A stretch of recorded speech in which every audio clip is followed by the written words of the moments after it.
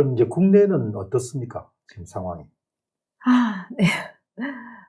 국제사회에서 한국 장기 이식 이렇게 얘기를 하면 중국의 해외 원정 장기 이식을 가장 많이 가는 나라. 이게 이제 거의 뭐 낙인이 찍혀 있다고 볼 수 있는데요. 제 말이 아니라 의사 선생님들이 이제 이에 관련된 논문을 내려고 할 때 논문을 찾으면서 그거를 확인을 많이 하신다고 그래요. 그 지금 국제사회가 한 논문마다 그리고 우려에 대한 표현들이 굉장히 많습니다. 한국이 너무나 많이 중국으로 해외 원정 장기 이식을 가는데 도대체 어떠한 대책이 없는가, 이것에 대해서 뭔가 노력하고 있지 않는 모습이다. 이게 리스크에 결국은 우리가 굉장히 많은 범죄에 연루될 수 있는 리스크를 예방하는 어떤 많은 제도 이런 것들이 이제 마련이 되어 있지 않고 홍보도 잘 되어 있지 않고. 그래서 이제 이 논문을 하나 보시면 이건 한국 이식학회에서 낸 논문인데요. 그 부분을 반시한 겁니다. 한번 확장해 보시죠. 예. 네. 그래서 이 논문을 보시면 이렇게 해서 이제 원정 이식 통계가 있는데요. 예. 2005년 같은 경우 총 간 이식 총 건수의 30.5%가 중국에서 받아온 거고요. 네. 그래서 이제 해외 원정 장기 이식이라고 했지만 실제로는 그 해외를 살펴보니까 다 중국이었죠. 네, 다 중국이었습니다. 그래서 이렇게 증가하는 거네요. 죄송합니다. 네. 이렇게 증가. 이게 지금 해외가 없었다는 거죠. 97년부터 쭉 없다가 새까맣게 된 진한 부분이 발생하는데요. 2001년에 보시면 제일 밑바닥에 조금 있습니다. 여기부터 시작이 되는 겁니까? 굉장히 급속하게 올라가죠. 아까 제가 얘기 드린 대로 1999년 파룬궁 박해와 중국의 이식 건수의 증가가 완전히 연계가 되어 있고요. 대량으로 시작한 거고요. 그리고 이제 한국인이 거기에 이제 이식을 받아오는 집단이 가장 많은 사람들이 가서 받아오고요. 보고서 아까 2016년 보고서는 굉장히 중요한데요. 네. 2016년 보고서에 한국에 대한 언급이 종류로는 13종류 부분, 그리고 횟수로는 19부분에 이제 한국을 언급하는데요. 한국이 한 개 병원에서 봤을 때 연간 한국인이 가서 장기 이식을 받아온 게 사례가 1000건이었어요. 한 개 병원에 네, 대해서. 2006년도 보도였고요. 국내 보도에도 저게 조선일본가의 보도가 나왔었습니다. 한 개 병원에 연간 네, 한 개 병원에 연간 1000명. 그러면 그게 수백 개 병원이면 700여 곳에 허가가 나 있으니까. 물론 한국인들은 좀 가는 경향은 있습니다만 저희가 조사한 바로는 한 9개, 10개 병원 정도가 주요 대상이고요. 한국인 주로 타겟이고 전반적으로는 많은 병원에 가는 걸로 약 281쪽에는 일본인 위주 병원. 일본인 위주로 병원을 세웠더니, 그리고 일본어를 잘하는 의료진을 둔 거죠. 이제 같이 매개 역할을 하기 위해서 뒀는데, 한국인이 오히려 더 많이 오더라는 거예요. 그 표현이 보고서에 있었어요. 사실 좀 암담했습니다. 읽으면서. 한국인이 오히려 200명이나 오더라는 거. 그래서 이것도 제가 되게 충격받았던 책이 하나 있었습니다. 간 이식, 새로운 생명을 길. 그 기업가의 대표였어요. 중국에 가서 이식을 받고 왔죠. 왜냐면 돈이 있어야, 사실은 뭐 2천만 원도 없는데 돈 받을 한국에서도 못 받는데 대기 기간이 아무리 길더라도 돈이 없으면 못 받아오는 거잖아요. 그래서 이게 또한 딜레마가 있었던 게요. 우리 은하철도 999라는 영화 기억하세요? 만화 영화. 예. 네. 사람의 신체를 바꾸는 것이 이제 로봇화 시키는 어떤 돈이 있어야 그 돈을 모아서 가져오죠. 그렇듯이 돈이 있으면 살고 돈이 없으면 죽는 세상이. 그것도 극명하게 어떠한 선택 사항이 없는 그것도 하나의 이제 딜레마에 여기 이제 같이 연류가 되어 있어요. 돈이 없으면 그러니까 결국은 중국에 가서 이식을 받아오는 사람들은 그게 평생 모은 돈을 투자를 했든 돈을 냈든 아니면 뭐 쉽게 그걸 받을 수 있는 사람이든지 간에 물론 가기는 하겠지만 실제로는 어떤 사람은 꿈도 못 꾸는 거죠. 그 돈이 없어서. 그래서 간이식 새로운 생명의 길은 아주 상세하게 어떻게 중국의 원정장기 이식을 가면 된다라는 것을 지도를 하나 만들어 놓은 거라고 보시면 됩니다. 그리고 여기에 이제 앞에 이 부분에 대해서 추천하는 추천서를 썼어요. 이 책을 읽으라고 추천하는 글을 의사 선생님이 있었고 그분의 권유에 의해서 이 저자가 이제 갔다 와서 어떻게 하는지 경로, 어떻게 하면 좀 더 좋은 조건으로 이식을 받을 수 있는지 썼고요. 책에 보면 이제 그 차트 번호를 달리해서 한국의 어떤 대학병원과 이제 뭐 여기서 말을 딱 바로 할 수는 없지만 그 대학병원의 의사로서 근무를 했던 분이 추천을 했었고, 그리고 이제 그 당시에는 이제 이런 이식 범죄라는 걸 알지 못했을 거라고 생각해요. 몇 그리고 년 전부터 나온 책입니까? 지금 2005년에 출간됐습니다. 좀 예, 됐구나. 그렇죠. 예, 그래서 이제 그 책이 근데 중요한 거는 폐간이 되지 않고 아직도 계속해서 서점에 돌고 있다라는 거고요. 그리고 이제 차트 번호를 달리해서 병원이 협력 관리를 했다라는 거.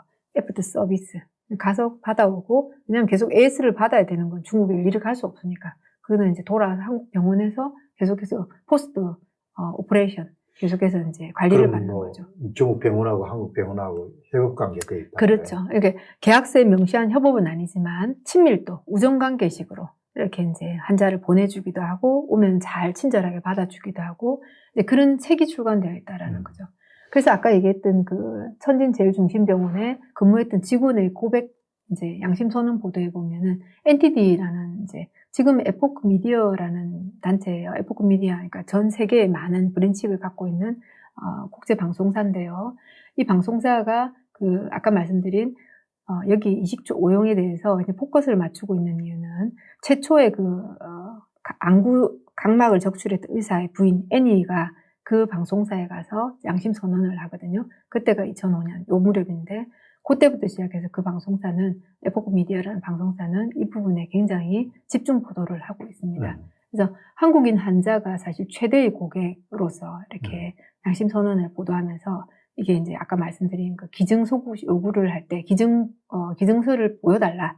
우리는 기증 동의에 의한 그런 장기만 받고 싶다. 이랬을 때에는 똑같은 서류를 준다. 홍길동, 계속 홍길동인 거예요. 그거를 직원이 이제 선언을 한 거죠. 한국 사람은 그걸 원하니까. 그렇죠. 원하니까. 또 이제 보통 아까 얘기했듯이 클래스가 좀 있는 분이 가서 받는다고 했을 때는 이식이라는 건 분명히 기증해서 받아야 되고 또 이게 불편감이 있는 거죠. 이게 급행료를 준 것 같은데 뭔가 범죄하고 연루돼 있지 않나? 그리고 이제 이게 병원은 정상적인 병원인 것 같은데 뭔가가 느낌이 이상할 때, 왜냐면 그 당시만 해도 서류를 요구하지는 않았거든요, 한국에서. 그래서 그런 거를 이렇게 얘기를 했습니다. 느낌이 있으니까. 네, 느낌이 있으니까죠. 그래서 이제 이런 모든 게 실제 보여지면 중국인이 80% 내부 고객, 지금 현재 바뀐 양상입니다. 해외에서 워낙 이제 법률도 강화하고 막 이랬기 때문에 80% 중국에도 병이 얼마나 많겠어요. 그래서 이제 80%가 중국인이라면 한국인이 10%, 맞네. 기타 외국인을 모두 합한 정도의 부분에 한국인이 한 나라의 국민이 차지하고 있는 비율인 거죠. 앞으로 이게 제재 수단이 되겠네요. 그렇죠. 국제사회가 제재를 할 양심의 척도라고 보죠. 그래서 국제사회에서 지금 이제 한국이 이렇게 들쑥날쑥 하거든요. 어떤 때는 한국을 좀 좋은 시선으로 봤다가 민주화의 대단한 나라다 이렇게 봤다가 이번에 홍콩 사건에 침묵하는 것을 보면서 실상이 그게 아니었네 이런 모습을 보는 것처럼 이 문제에서도 한국의 모습은 사실 일본인들은 많이 가지 않아요. 많이 가지 않는데 많이 가지 않으니까 조용하다 생각할 수 있지만 우리는 되게 많이 가잖아요. 되게 많이 가는데도 그에 대한 대안이 없어서 미국의 그 하원 청문회 2012년 청문회에 보면은 그 의원이 딱 바로 묻습니다. 놀라바크라는 캘리포니아주 의원인데요. 한국 정부는 알고 있나? 2012년 당시에 청문회에서 한국 정부는 알고 있나? 근데 도대체 궁금하다. 대책이라도 있는가? 그랬더니 이제 정원을 나선 의사 선생님, 말레이시아 선생님이 한국은 아무것도 아직 저는 모르겠습니다. 하고 있는 조치를 하고 있는지 모르겠습니다. 말레이시아는 조치를 하고 있습니다. 이렇게 얘기했어요. 그러면 우리가 삶의 그 레벨로 볼 때 말레이시아와 한국의 수준차는 사실 한국 훨씬 잘 살잖아요. 근데 그러면 양심의 부분, 이런 부분에 대한 관심, 그때 제가 되게 그 영상을 보면서 이건 이래서는 안 되겠다 이 생각을 했었죠. 네. 이해가 됩니다. 네, 그렇죠. 그래서 이 부분이 국내적인 이제 상황이고요. 제가 지금 이제 한국에 2016년까지 한국에서 이제 그 당시엔 다포라는 단체의 아시아 연락인으로서 대만, 일본, 한국을 연계하는 일을 했어요. 그래서 아시아 전체에 이 이슈가 좀 더 알려질 수 있도록 번역도 같이 작업하고 또 이제 단체도 만들면서 서로 도와서 협력해가지고 일을 하고 그때 대만에 생겨서 있던 단체는 타이코트라고 해가지고 대만에 이제 이식 관련해서 윤리를 얘기하는 단체가 있었고요. 그다음에 일본은 당시 단체는 없었습니다. 그래서 일본은 이제 좀 조용하게 움직이는 편이었습니다. 교수님들 몇 분이 이제 알려가고 있는 상황이었고. 근데 이제 그렇게 하다가 제가 한 3년 미국에 있었어요. 있고 이제 돌아왔을 때 이제 판결이 난 후에 돌아온 거죠. 돌아오고 너무 이제 좀 규모가 작다. 물론 이제 그 당시에 IoT가 KOT로 바뀌어가지고 활동은 하고도 계셨는데 이걸 좀 더 국제적으로 활동을 해야 되겠다 생각하던 점에 그 아시아 단체들 세 단체가 모여서 SMG라는 일본 단체가 생겼어요. 언론인 분이 이제 제가 연결을 해드리고 그분들이 이제 같이 활동들을 하는 상황이 됐는데 제가 미국에 간 사이에 이분들이 참 좋은 일을 하셨더라고요. 도쿄에서 모여가지고 도쿄 선언을 하셨더라고요. 하시는데 미국처럼 이 장기 이식 고용과 관련된 범죄인들은 비자 발급을 하지 말자.